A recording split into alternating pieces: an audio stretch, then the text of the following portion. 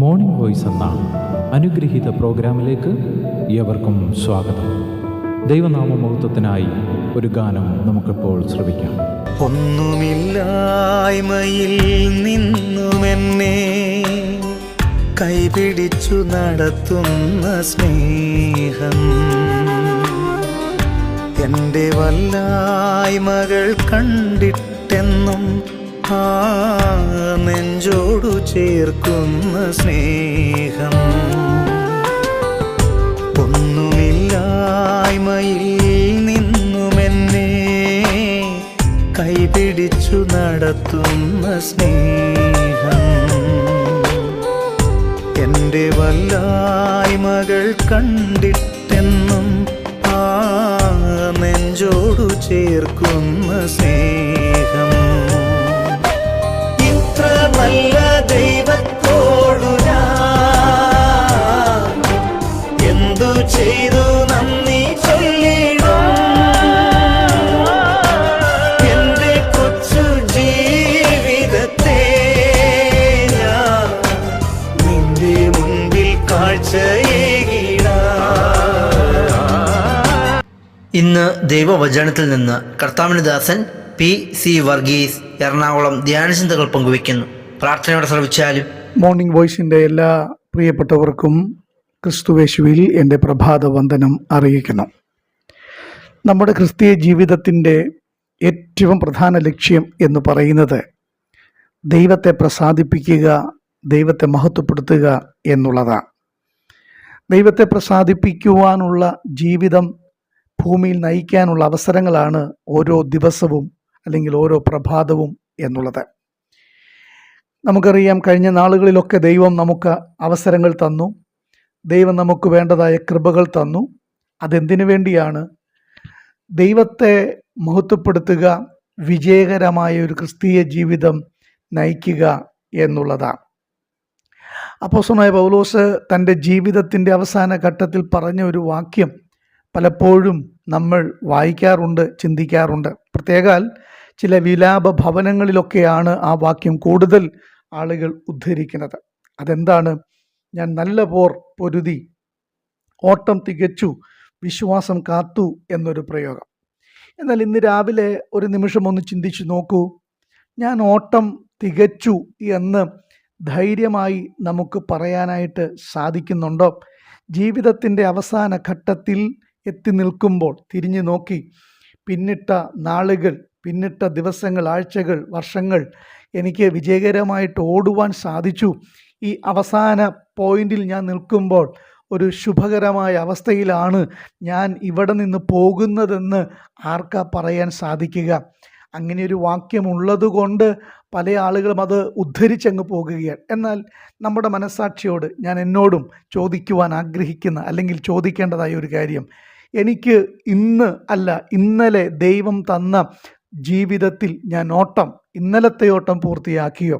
പ്രിയമുള്ളവരെ, ആ ഓട്ടം പൂർത്തിയാക്കുവാനുള്ള ഒരു വലിയ ആഗ്രഹമാണ് ഓരോ പ്രഭാതവും നമ്മുടെ ജീവിതത്തിൽ തരുന്നത്. ആ ഓട്ടത്തെ തോൽപ്പിക്കാൻ ഒരുപാട് പ്രലോഭനങ്ങൾ ഇന്ന് ലോകത്തിലുണ്ട്. നമുക്കറിയാം, നമ്മുടെ ഓട്ടത്തെ തോൽപ്പിക്കുവാൻ, നമ്മളെ കീഴ്പ്പെടുത്താൻ ഒരു ശക്തിയുണ്ട്, ഒരു എതിർ ശക്തിയുണ്ട്. അത് മറ്റാരുമല്ല, നമുക്കറിയാം, അത് സാത്താനാണ്. ശത്രു എപ്പോഴും നമ്മെ തോൽപ്പിക്കുവാനാണ് അവൻ ആഗ്രഹിക്കുന്നത്. അതായത് പല ദുഷ്ടകാര്യങ്ങൾ എങ്ങനെ മനോഹരമാക്കി തീർക്കാം എന്ന് സാത്താന് നല്ല ബോധ്യമുണ്ട്. അതുകൊണ്ട് തന്നെ നാം അവൻ്റെ തന്ത്രങ്ങളിൽ വീണു പോകാനുള്ള സാധ്യതകളും ഏറെ വലുതാണ്. അതുകൊണ്ട് നാം വളരെ ശ്രദ്ധിക്കേണ്ടതായ ഒരു കാര്യം, ഇത് ചില കാര്യങ്ങൾ, ചില നന്മകൾ അവൻ നമ്മുടെ ജീവിതത്തിൽ കൊണ്ടു തരുമ്പോൾ, പ്രിയമുള്ളവരെ, അത് ദൈവികമാണോ അതോ അത് പിശാചിൻ്റെ തന്ത്രപരമായ പ്രവർത്തനമാണോ എന്നുള്ളത് തിരിച്ചറിയാനുള്ള ഒരു ആത്മീക വിവേകം നമുക്കുണ്ടാകേണ്ടത് ആവശ്യമാണ്. റോമാലേഖനം 12-ാം അധ്യായത്തിൻ്റെ 21-ാമത്തെ വാക്യത്തിൽ നമ്മളിങ്ങനെ വായിക്കുന്നല്ലോ, നന്മയാൽ തിന്മയെ ജയിക്കണം. ഞാനിങ്ങനെ പറയട്ടെ, തിന്മയോട് തോൽക്കുക എന്നുള്ളതല്ല, പിന്നെയോ തിന്മയെ ജയിക്കുക എന്നുള്ളതാണ്. പ്രിയമുള്ളവരെ, റോമിലുള്ള വിശുദ്ധന്മാരെ സംബന്ധിച്ചിടത്തോളം അവർ പുറമേയുള്ള പല കാഴ്ചകളിലും അവർ വഞ്ചിക്കപ്പെട്ടു പോയിട്ടുണ്ട് എന്നുള്ളത് ഈ പ്രബോധന വാക്കുകളിലൂടെ നമുക്ക് മനസ്സിലാക്കുവാനായിട്ട് സാധിക്കും. തിന്മകളെ നന്മകളായി വിചാരിക്കുന്ന ഒരു കൂട്ടം ആളുകൾ അന്ന് ഉണ്ടായിരുന്നു. എന്നാൽ ഈ നിലയിലുള്ള ഹാനികരമായ അപകടകരമായ കാര്യങ്ങൾക്ക് കീഴടങ്ങുന്നത് അവസാനിപ്പിക്കുവാനുള്ള ഒരു വലിയ പ്രബോധനം കൂടെയാണ് ഈ വാക്യത്തിലൂടെ പൗലോസ് അപ്പോസ്തലൻ ഓർപ്പിക്കുന്നത്. കർത്താവായ യേശുക്രിസ്തുവിൻ്റെ അധികാരത്താൽ നമുക്കതിൻ്റെ മേൽ ജയം നേടുവാനുള്ള ഒരു സാവകാശം കൂടെ കർത്താവ് നമുക്ക് തന്നിട്ടുണ്ട്. യെശയ്യാ പ്രവാചകൻ വളരെ ശക്തമായൊരു മുന്നറിയിപ്പ് അന്നത്തെ ജനങ്ങൾക്ക് നൽകിയിട്ടുണ്ടായിരുന്നു. എന്താണ്? തിന്മയ്ക്ക് നന്മയെന്നും നന്മയ്ക്ക് തിന്മയെന്നും പേര് പറയുകയും ഇരുട്ടിനെ വെളിച്ചവും വെളിച്ചത്തെ ഇരുട്ടും ആക്കുകയും കയ്പിനെ മധുരവും മധുരത്തെ കയ്പും ആക്കുകയും ചെയ്യുന്നവർക്ക് അയ്യോ കഷ്ടം. തങ്ങൾക്ക് തന്നെ ജ്ഞാനികളായും തങ്ങൾക്ക് തന്നെ വിവേകികളായും തോന്നുന്നവർക്ക് അയ്യോ കഷ്ടം. ഇത് യെശയ്യാവിൻ്റെ പ്രവചന പുസ്തകത്തിൽ 5-ാം അധ്യായം 20-21 വാക്യങ്ങളിൽ നാം വായിക്കുന്ന ഒരു കാര്യമാണ്. ദൈവമക്കളെ, വിശ്വാസികളെന്ന നിലയിൽ നമ്മുടെ ജീവിതത്തിലെ ഏറ്റവും വലിയ പരിശോധന തീർച്ചയായും തിന്മയോട് പരിശോധനകളോടുള്ള നമ്മുടെ മനോഭാവം എങ്ങനെയായിരിക്കുന്നു എന്നുള്ളതാണ്. തിന്മയുടെ പരിശോധനയാണെങ്കിലും അനേക വിശ്വാസികൾക്കും തിന്മ എന്താണെന്ന് തിരിച്ചറിയാൻ കഴിയാതെ പോകുന്നുണ്ട്. തിന്മ എന്നത് സാത്താൻ്റെ ഒരു നയമാണ്, അവൻ്റെ ഒരു തന്ത്രമാണ്. ദൈവത്തിൻ്റെ സൃഷ്ടിപരമായിരിക്കുന്ന ഉദ്ദേശത്തെ എതിർക്കുന്നതെന്തും തിന്മയാണ്. തിന്മയുടെ സത്ത അല്ലെങ്കിൽ അതിൻ്റെ ഉള്ളടക്കം എന്ന് പറയുന്നത് ദൈവത്തിൽ നിന്നുള്ള സ്വാതന്ത്ര്യമാണ്.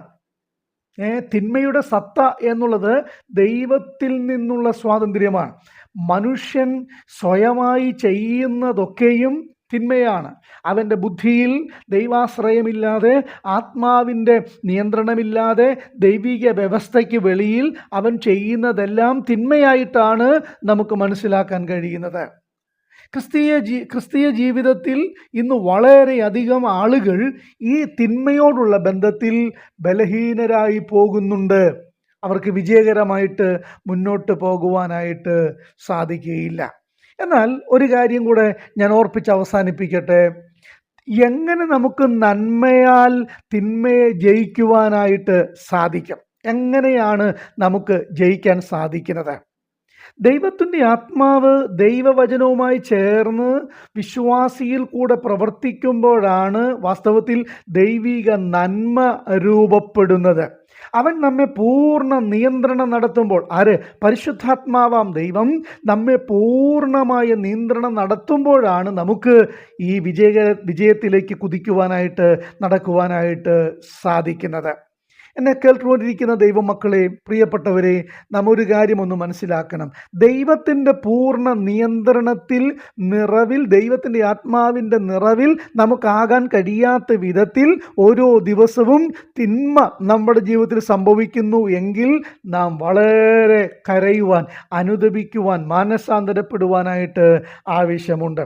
അതുകൊണ്ട് ദൈവവചനത്തിലേക്കൊരു തിരിച്ചുവരവ് നമുക്കേറെ അനിവാര്യമായിരിക്കുന്ന ഒരു കാലമാണ്. നമ്മിലൂടെയും എല്ലാ ദിവസവും ദൈവത്തിൻ്റെ വചനം പരിപോഷിക്കപ്പെടേണ്ടത് ആവശ്യമാണ്. ദൈവവചനം പ്രഘോഷിക്കപ്പെടേണ്ടത് ആവശ്യമാണ്. ദൈവനാമം മഹത്വപ്പെടേണ്ടത് ആവശ്യമാണ്. നമ്മുടെ ആത്മാവിൽ കൂടുതലായി ദൈവത്തിൻ്റെ വചനം ഉൾക്കൊണ്ട് ആത്മാവിൻ്റെ നിറവിൽ കൂടുതൽ പ്രവർത്തിക്കുവാനും ജീവിക്കുവാനും നമുക്കിടയാകുമ്പോഴാണ് വാസ്തവത്തിൽ നന്മ കൊണ്ട് തിന്മയുടെ മേൽ വിജയം കൈവരിക്കുവാനായിട്ട് നമുക്ക് സാധിക്കുന്നത്. അതുകൊണ്ട് ദൈവമക്കളെ, ഇന്നത്തെ ഈ ഒരു ദിവസം ദൈവം നമുക്ക് ഈ പ്രഭാതം തന്നിരിക്കുന്നത് ഒരു തോൽവിക്ക് വേണ്ടിയല്ല, പകരം വിജയത്തിന് വേണ്ടിയാണ്, ജയിക്കുവാൻ വേണ്ടിയാണ്. എന്തിനെ ജയിക്കുക? തിന്മയെ ജയിക്കുക. അതെങ്ങനെയാണ് സാധിക്കുന്നത്?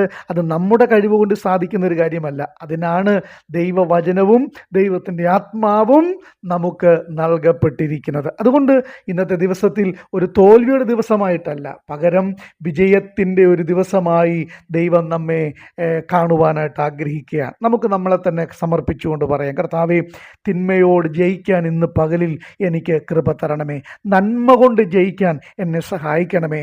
ആത്മാവിൻ്റെ നിറവിൽ നന്മയിൽ ജയിച്ച് മുന്നോട്ട് പോകാൻ, തിന്മയെ കീഴ്പ്പെടുത്തുവാൻ, അതിനെ അതിജീവിക്കുവാനുള്ള കൃപ എനിക്ക് തരണമേ എന്ന് നമുക്ക് ഇന്ന് കർത്താവിനോട് പ്രാർത്ഥിക്കാം. നമ്മുടെ ജീവിതത്തിൻ്റെ മുൻപിൽ അടുത്ത സ്റ്റെപ്പ് നാം വെക്കുമ്പോൾ തിന്മ നമ്മുടെ മുമ്പിലുണ്ട്. അതുകൊണ്ട് നാം ആ തിന്മയെ മറികടന്ന് അതിനെ അതിജീവിച്ച് പോകണമെങ്കിൽ പരിശുദ്ധാത്മാവാം ദൈവം സ്വതന്ത്രമായി നമ്മിൽ നിറഞ്ഞ് പ്രവർത്തിപ്പാൻ, വചനാടിസ്ഥാനത്തിൽ മുന്നോട്ട് ജീവിക്കുവാനായിട്ട് നമുക്കിടയായിത്തീരണം. അതിന് ഇന്നത്തെ ദിവസം നമുക്കെല്ലാവർക്കും സർവശക്തനായ ദൈവം കൃപ ചെയ്ത് സഹായിക്കുമാറാകട്ടെ എന്ന് ആഗ്രഹിച്ച് പ്രാർത്ഥിച്ചുകൊണ്ട് ഈ ചെറിയ ചിന്ത ഇവിടെ നിർത്തുന്നു. ദൈവനാമം വാഴ്ത്തപ്പെടുമാറാകട്ടെ. ആമേൻ. ഇതുവരെ ഞങ്ങളെ ശ്രദ്ധിച്ച എല്ലാവർക്കും വീണ്ടും വരുന്ന കർത്താവിൻ്റെ വിശുദ്ധമായ യേശുക്രിസ്തുവിൻ്റെ നാമത്തിൽ ഞങ്ങളുടെ സ്നേഹവന്ദനം അറിയിക്കുന്നു. കർത്താവ് നമ്മളെല്ലാവരെയും അനുഗ്രഹിക്കുമാറാകട്ടെ. ആമേൻ. ഇന്നലെകൾ തന്ന വേദനകൾ നിൻ സ്നേഹമാണെന്നറിഞ്ഞില്ല ഞാൻ. ഇന്നലെകൾ തന്ന വേദനകൾ നിൻ സ്നേഹമാണെന്നറിഞ്ഞില്ല ഞാൻ. നിൻ സ്വന്തമാക്കുവാൻ, മാറോടു ചേർക്കുവാൻ എന്നെയൊരുക്കുകയായിരുന്നു. നിൻ സ്വന്തമാക്കുവാൻ, മാറോടു ചേർക്കുവാൻ എന്നെയൊരുക്കുകയായിരുന്നു. ദൈവസ്നേഹമെത്ര സുന്ദരം, ഇത്ര നല്ല ദൈവത്തോ